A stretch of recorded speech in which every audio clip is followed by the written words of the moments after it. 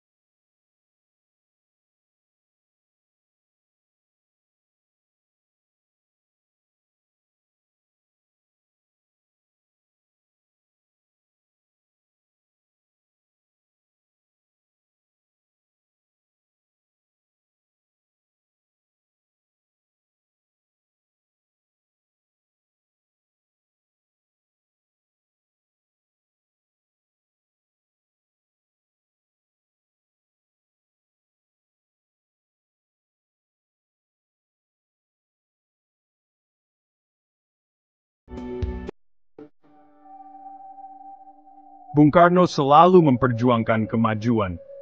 Tapi, kemajuan untuk siapa? Bukan untuk kaum elit. Bukan untuk kepentingan asing, tetapi untuk marhaen, untuk rakyat biasa Indonesia. Di era digital, visinya akan tetap teguh. Teknologi, termasuk kecerdasan buatan AI, bukanlah tujuan akhir itu sendiri. Itu akan menjadi sebuah alat yang ampuh untuk mengangkat bangsa, untuk mencapai kemandirian yang sesungguhnya. Berdikari. Beliau akan memastikan Indonesia tidak hanya memakai teknologi saja, tetapi menjadi pencipta, seorang inovator, menjadi tuan atas nasib teknologinya sendiri. Inilah jalan menuju kemerdekaan yang sesungguhnya. Beliau akan melihat AI, bukan dengan rasa takut, tetapi dengan pandangan jauh ke depan yang strategis. Bagaimana AI bisa membantu petani Indonesia? Dengan memperkirakan pola cuaca, meningkatkan hasil panen. Bagaimana AI meningkatkan layanan kesehatan di pulau-pulau terpencil? Dengan membantu dalam diagnosis penyakit. Bagian 5. Melawan tuan-tuan baru, keadilan di zaman algoritma. Bung Karno berjuang melawan tuan-tuan lama, para penjajah, para penindas feodal. Di abad ke-21 ini, tuan-tuan baru telah muncul. Para oligarki yang menguasai kerajaan digital yang luas, perusahaan-perusahaan yang memonopoli data, algoritma yang melanggengkan prasangka dan ketidakadilan. Bung Karno, pembela rakyat kecil, akan kembali bangkit menghadapi tantangan ini. Beliau akan menyatakan perang terhadap bentuk eksploitasi baru ini. Beliau akan berjuang untuk keadilan sosial di zaman algoritma. Suara beliau akan menggema menentang pemusatan kekuatan digital di tangan segelintir orang. Ini adalah perjuangan untuk jiwa perekonomian kita. Beliau akan mengamati dengan saksama ekonomi gig, para pekerja platform, apakah mereka benar-benar pengusaha mandiri, ataukah mereka adalah kelas pekerja tereksploitasi yang baru, yang hak-hak dasarnya tidak dipenuhi, tunduk pada kemauan algoritma yang tidak jelas. Bung Karno akan menuntut keadilan, upah yang layak, perlindungan sosial bagi para pekerja digital ini. Beliau akan mendukung pembentukan koperasi digital, memberdayakan pekerja untuk melakukan perundingan bersama. Bagian 6. Ekonomi kerakyatan Trisakti di pasar digital.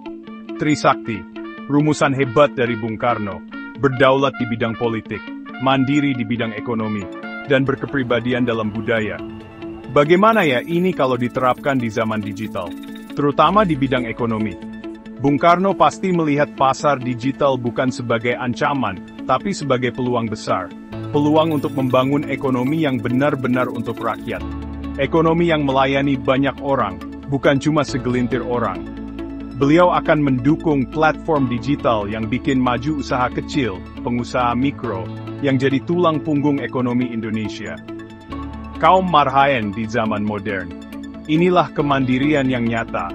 Beliau akan mendorong pengembangan platform e-commerce nasional, platform yang mengutamakan produk lokal, yang menghubungkan petani Indonesia langsung ke pembeli, tanpa perantara yang merugikan.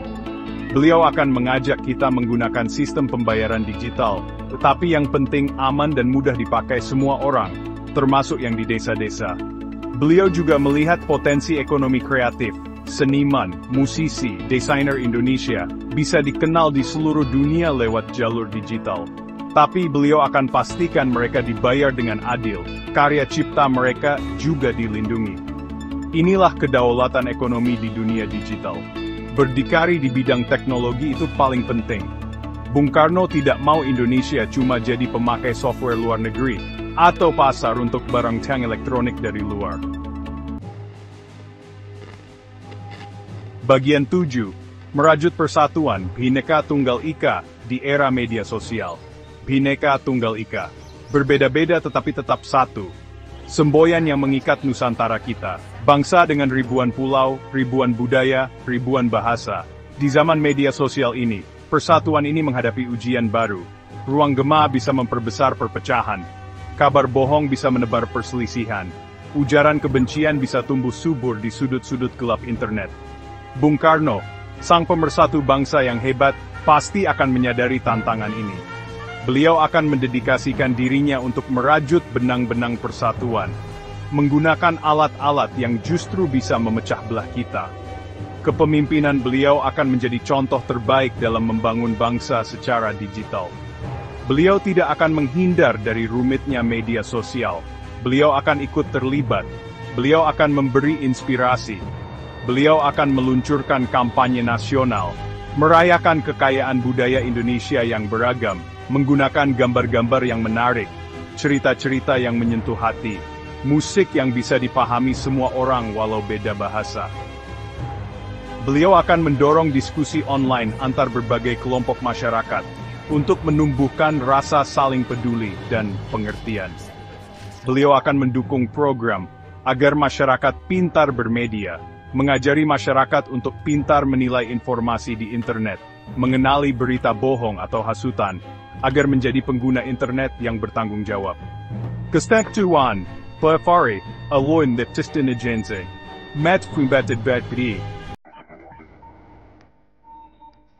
Bagian 8, Suar bagi Dunia Suara Indonesia di Panggung Digital Global. Bung Karno adalah tokoh besar di panggung dunia, seorang pejuang gerakan non-blok, suara bagi bangsa-bangsa yang tertindas. Di era digital ini, visi beliau tentang peran Indonesia di dunia akan sama beraninya, sama menginspirasinya.